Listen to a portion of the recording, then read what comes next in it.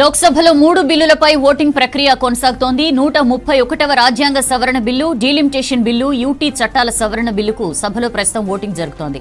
బిల్లులు పాస్ కావాలంటే 2/3 మెజారిటీ అవసరం. ప్రస్తుతం సభలో ఎన్డీఏకి 293 ఓట్లు ఉండగా విపక్షాలకు 233 ఓట్లున్నాయి. బిల్లు పాస్ కావాలంటే మరో 63 ఓట్లు కావాలి ఎన్డీఏకి.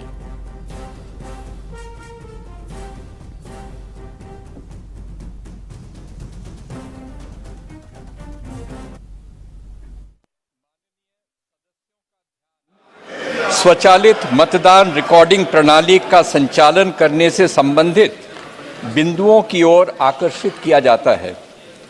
प्रत्येक माननीय सदस्य को मत विभाजन आरंभ होने से पूर्व अपना स्थान ग्रहण करना चाहिए और इस प्रणाली का संचालन उस स्थान से ही करना चाहिए। जब माननीय अध्यक्ष अब मत विभाजन बोलेंगे तो महासचिव मतदान बटन को एक्टिवेट करेंगे और इसके साथ साथ गोंग की ध्वनि सुनाई देगी।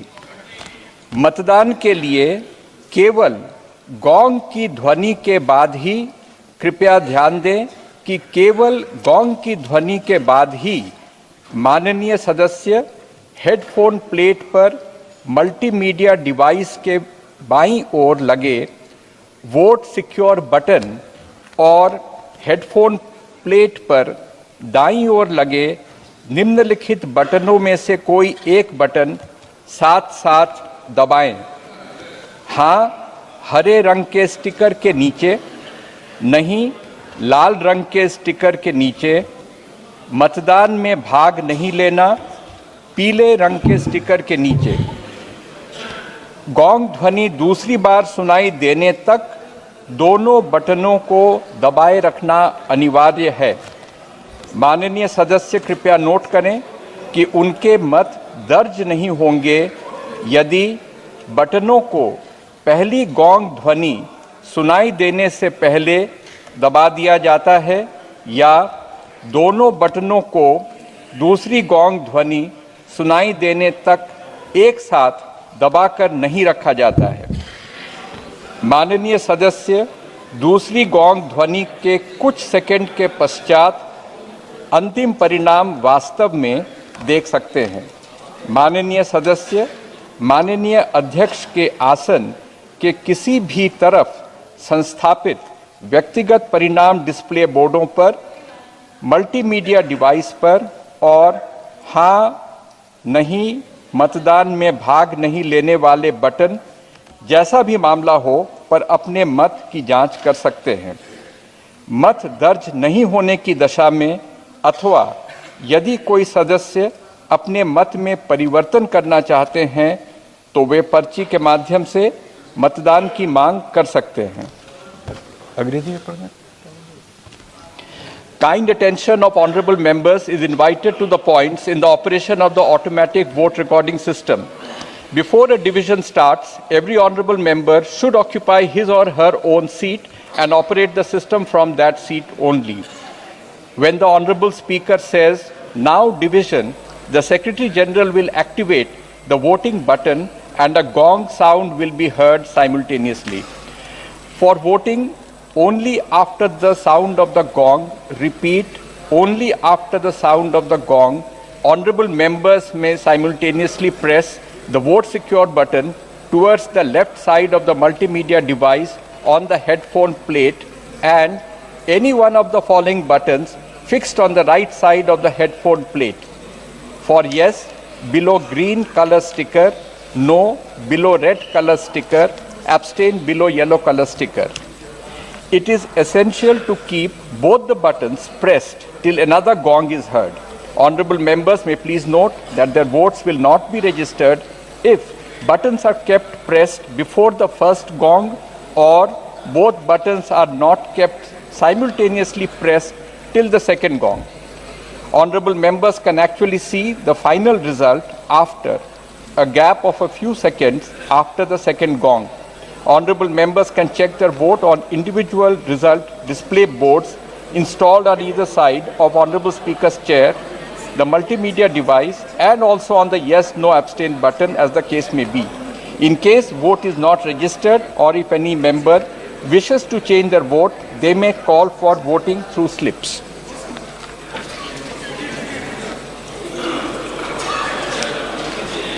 अब मत विभाजन।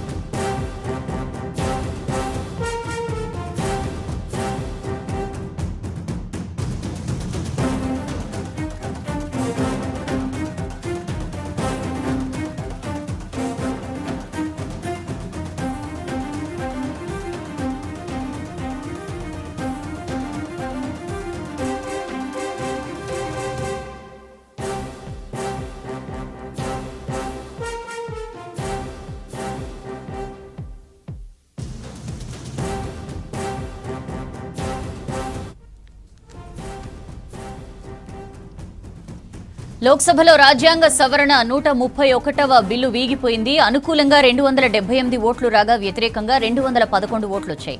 ఓటింగ్ లో మొత్తం 489 మంది పాల్గొన్నారు. రాజ్యాంగ సవరణ బిల్లుకు 2/3 మెజారిటీ దక్కలేదు. దీంతో సభలో బిల్లు వీగిపోయింది.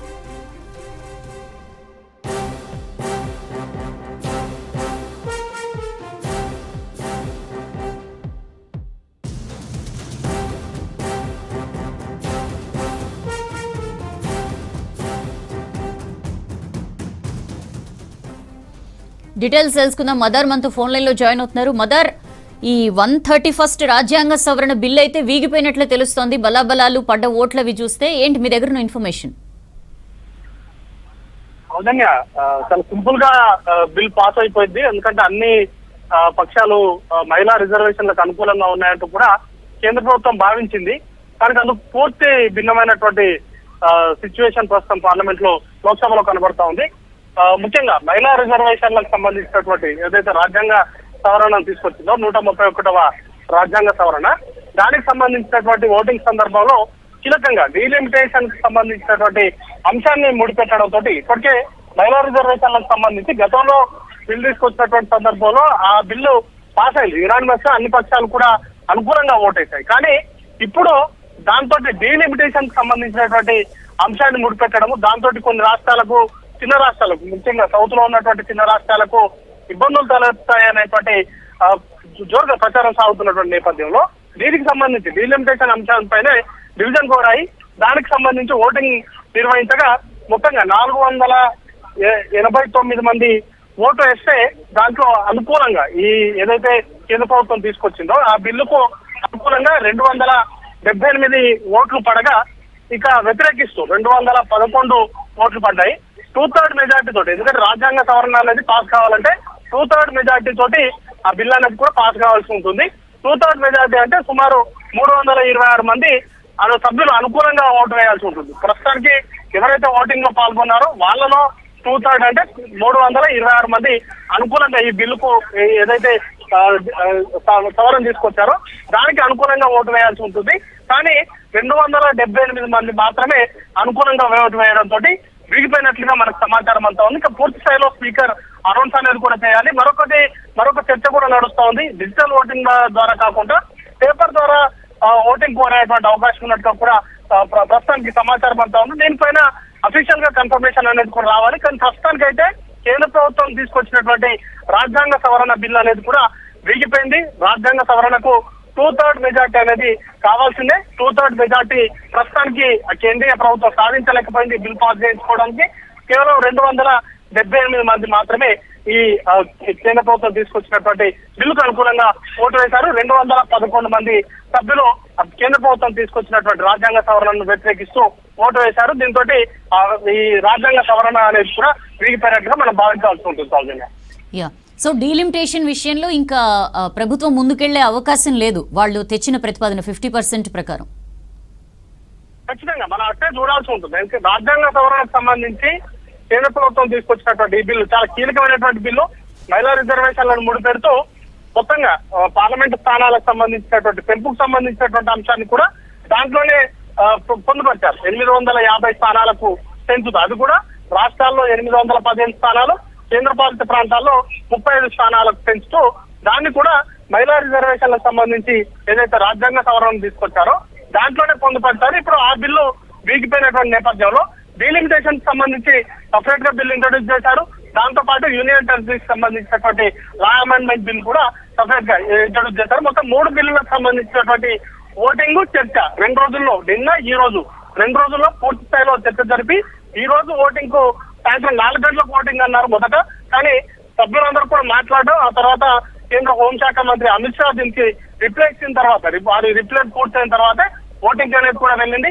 ఓటింగ్ వెళ్ళినటువంటి నేపథ్యంలో మొదట రాజ్యాంగ సవరణకు సంబంధించినటువంటి 131వ రాజ్యాంగ సవరణకు సంబంధించినటువంటి అంశం పైనే ప్రస్తుతానికి ఓటింగ్ జరిగింది.